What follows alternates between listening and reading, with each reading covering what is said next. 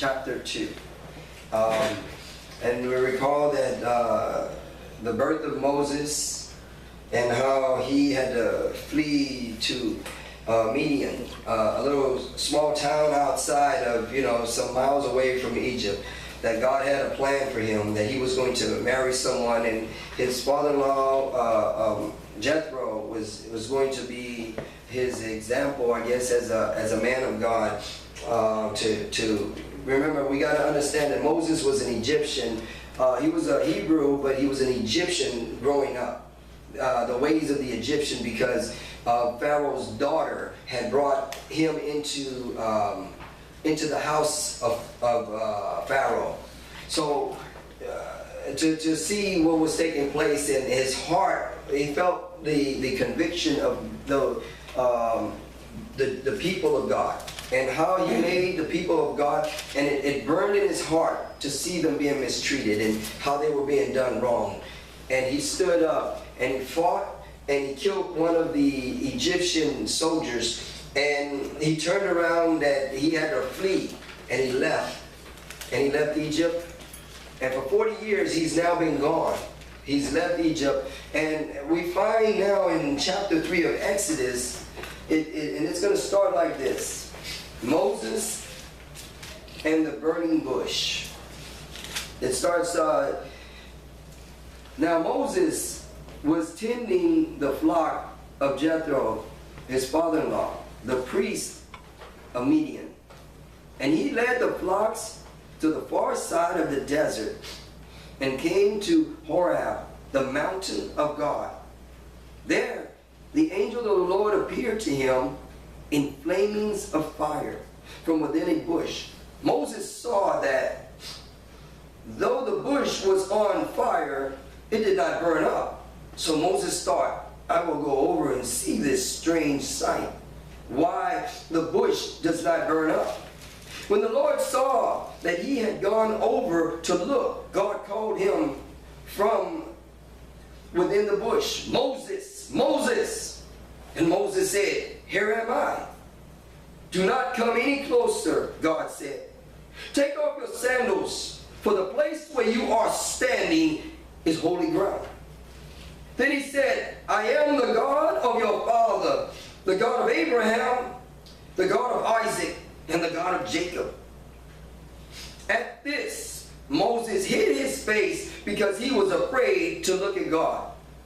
The Lord said, I have indeed seen the misery of my people in Egypt. I've heard them crying out because of their slave drivers. And I am concerned about their suffering. And I am concerned about their suffering. So I have come down to rescue them from the hand of the Egyptian, to bring them up out of the land into a good and spacious land, a land flowing with milk and honey, the home of the Canaanites, Hittites, Amorites, Perizzites, Hivites, and Jebusites. And now the cry of the Israelites has reached me. I have seen the way the Egyptians are oppressing them. So now, go, I am sending you to Pharaoh. Bring my people, the Israelites, out of Egypt. But Moses said to God, who am I that I should go to Pharaoh and bring the Israelites out of Egypt? And God said, I will be with you. And this will be the sign to you. This will be the sign to you that it is I who have sent you. When you have brought the people out of Egypt, you will worship God on this mountain. Moses said to God, suppose I go to the Israelites and they say to them, the God of your fathers has sent me to you, and what shall I tell them? God said to Moses, I am who I am. This is what you are to say to the Israelites. I am has sent me to you. God also said to Moses, say to the Israelites, the Lord, the God of your fathers, the God of Abraham, the God of Isaac, the God of Jacob has sent me to you. This is my my name forever, the name by which I am to be remembered from generation to generation. Go assemble the elders of Israel and say to them, the Lord, the God of your fathers, the God of Abraham, Isaac, and Jacob, appeared to me and said, I have watched over you and have seen what has been done to you in Egypt. And I have promised to bring you up out of your misery in Egypt into the land of the Canaanites, Hittites, Amorites, Perizzites, Hivites, Jebusites, and the land flowing with milk and honey. The elders of Israel will listen to you. Then you and the elders are to go to the king of Egypt and say to him, the Lord, the God of the Hebrews, has met with us. Let us take a 3-day journey into the desert to offer sacrifice to the Lord our God. But I know that the king of Egypt will not let you go unless a mighty hand compels him. So I will stretch out my hand and strike the Egyptians with all wonders that I will perform among them. After that, he will let you go. And I will make the Egyptians favorable disposed towards this people, so that when you leave, you will not go empty-handed. Every woman is to ask her neighbor for any articles of silver and of gold, and for clothing with which they will put on their sons and daughters, and so you will plunder the Egyptians.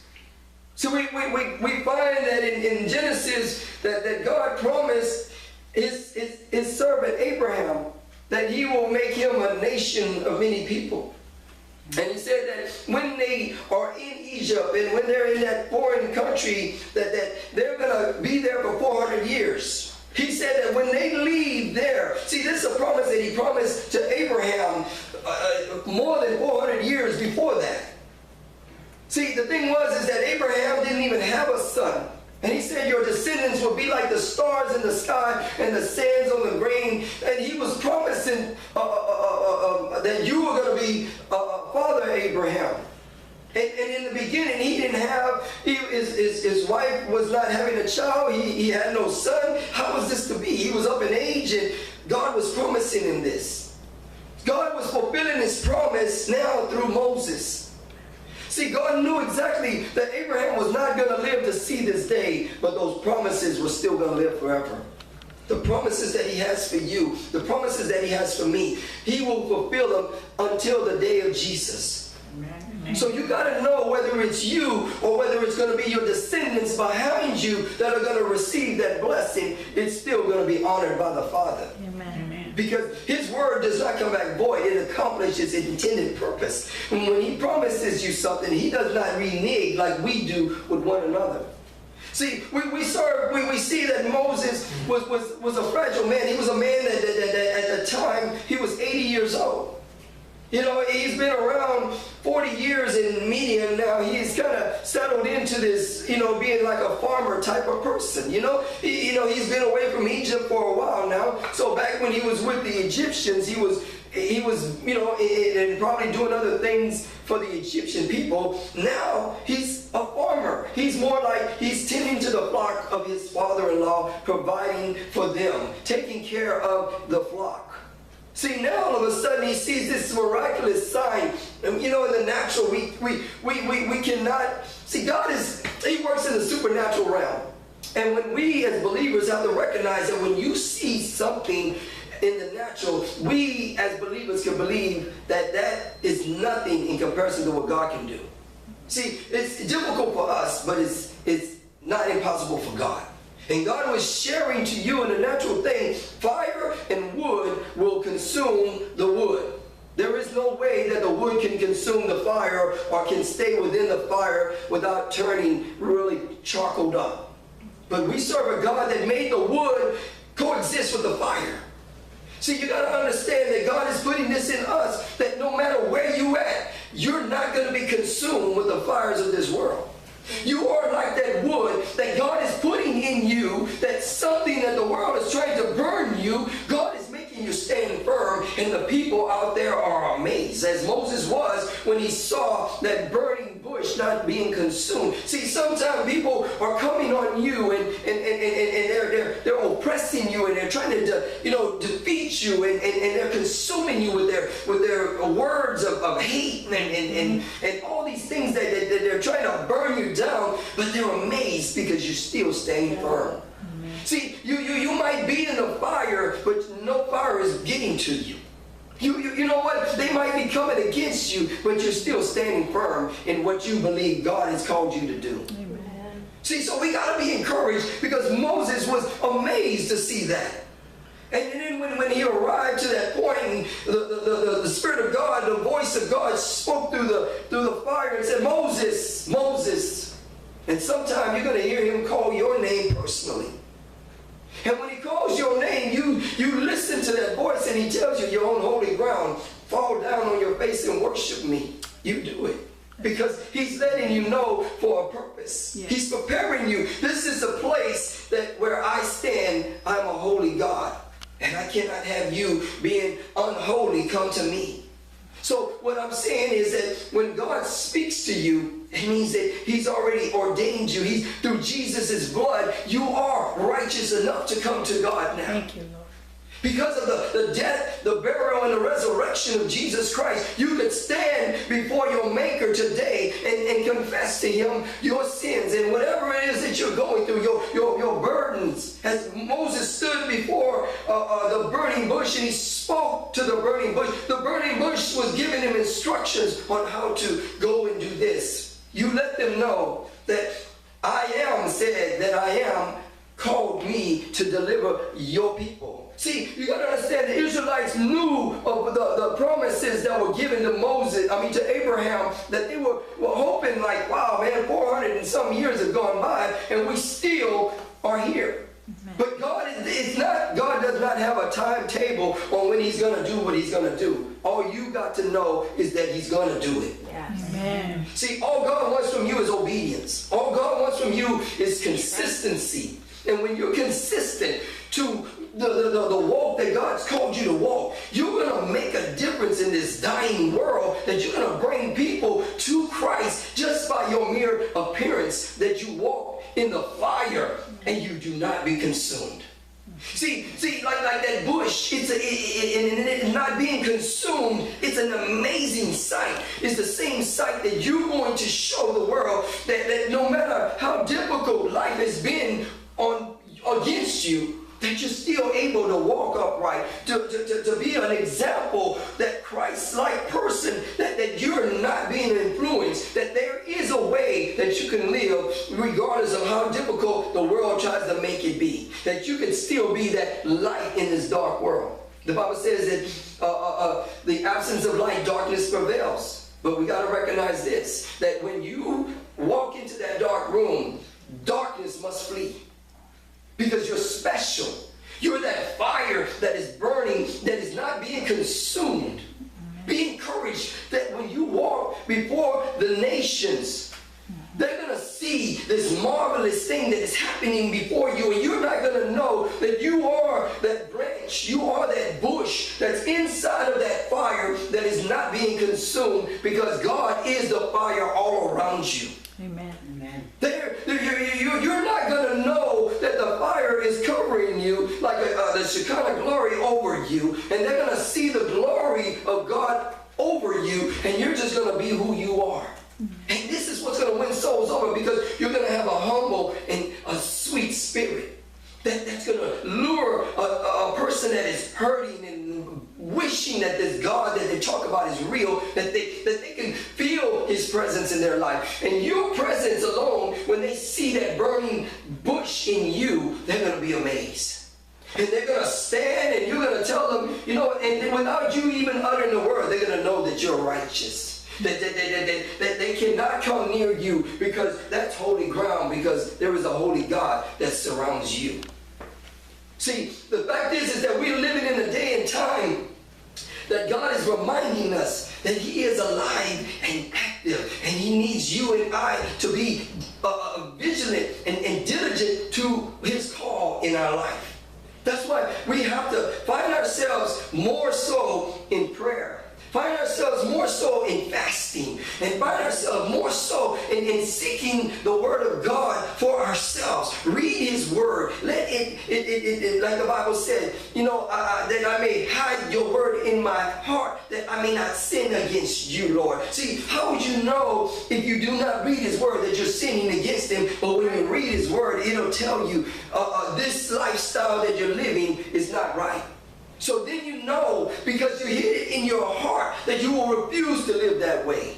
And that you would want to live the way God calls you to live. And it's a beautiful life that He calls us to, because remember, this is not home. We're pilgrims traveling through a foreign land.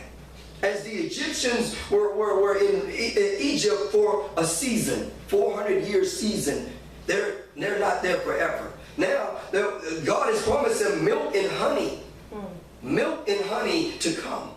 And here's the thing, all of these little countries, the little nations that were around, He was letting them know, that's yours, that's yours. That little Amalekites, that's going to be your land. All that, He said, you're not even going to build their houses. The houses that they have, they're going to be yours. The vineyards that they plowed and all that, those are going to be yours. See, God is giving you what someone else has, because that's God's promise to you. To the children of Israel, that He was going to give them a land full of milk and honey. Think about this. We're no different than the children of Israelites. God promises us the milk and honey. All we got to know is that what we are going through is a purpose and a plan.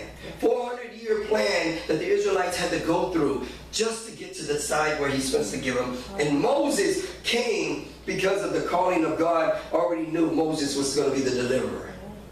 See, Moses didn't know this when he was first born. He didn't even know that he was in the Nile, being almost could have been, I can imagine there's crocodiles in that Nile. I can imagine the dangers of that basket could have went under. And no one would have even recognized it, because no one knew that he was in there. He would have died in a watery grave, but God said, no, I refuse to allow it. He held that basket enough to go down the Nile, avoiding the crocodiles, avoiding the reefs that could have stopped them from going before Pharaoh's daughter got done bathing, or to allow a delay for the blessing to come when Pharaoh's daughter was to see it. See, God knew that He was allowing the waves of the water of the nice, and as the waves kind of pushed things along the way, and it took the eye of one of Pharaoh's daughters to notice. Moses was blessed, and Moses was purposely called Moses by Pharaoh and not a Hebrew mother. His mother did not name him. Pharaoh's daughter did. Yeah. And that was a name given that God gave to Pharaoh's daughter to give to Moses. Amen. Only God could have done that. That's right. And God has put you purposely in your neighborhood. He put you purposely in your family. He stitched you there. He knew exactly what you was coming in and what year you're going to leave. All we got to know is that we just stay faithful to God as Moses, and we discover that Moses, in this situation, we're discovering that Moses said, who should I say sent me? And he said, I am that I am. And some people say that, well, God did not come on earth, but Jesus made a paraphrase. He said, I am the way, I am the truth, I am the life. No one can come to the Father except through Him. I am, wait a minute, but didn't we just hear through the burning bush, tell them I am sent you? But yet here it is, Jesus on earth telling them I am the way, I am the truth, I am the life. Amen. The fact is that God was referring through the bush all the way through the other generations to let them know that I am still the same. And He said that name alone, it will go for generations. And Jesus reminded us to bring us back to memory of what He promised through the burning bush. Amen. Despite what you're going through, I am that I am said, it's going to be all right. Amen. Amen. And we got to recognize that this Moses, he didn't know that it doesn't matter whether you got a stuttering problem or whether you have your history of drug problem or some kind